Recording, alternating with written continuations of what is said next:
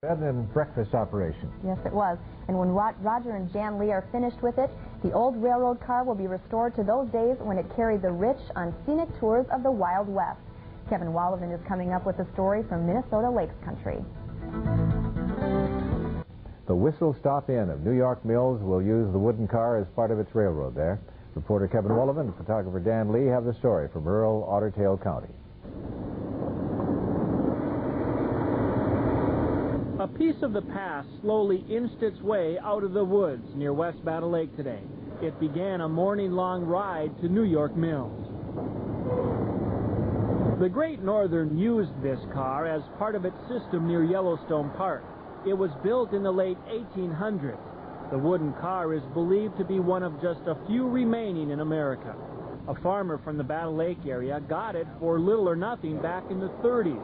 He needed a hunting shack. Moving the car back then took creative planning. In 1937, when my uncle bought the coach, then he had to move it out here, and my dad told me he moved it on about 100 threshing machine wheels and axles and 2 bulldozers. At the time, my dad was following with a team of horses and a wagon, I guess, from Battle Lake, and he got behind it, and that's kind of how I learned some of the history, too. Today, the house Dale Schmidt's family called home for several years went down the road. So did a lot of memories. Oh, you know, I don't know, it's like I'm kind of attached to it because I lived in there as a child, and you know, I realize it has some value and history. And what saved the train? Schmidt put a roof on it years ago. That helped preserve so much, including the rare stained glass windows. All the pieces are still there. 2 hours after leaving Battle Lake, the old wooden rail car found its new home, rolling into New York Mills.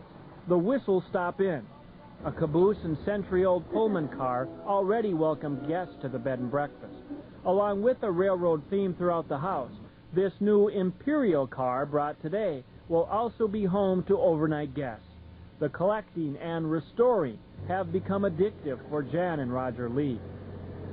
You know, I've always liked trains. My father worked for the railroad, both grandfathers worked for the railroad, so it's kind of a railroad family. And then, I don't know, when you can get in one of these and work with it and study the history of it and just get involved, why, it's enjoyable. Well, we have that train that goes by who knows how many times. It's different every day. So, I don't know, it just makes it more unique. When the bed and breakfast opened back in 1993, this couple from California never imagined their backyard would look like this. But reservations indicate a lot of people love the sound of the train and this part of our past. From New York Mills, Kevin Wallivan,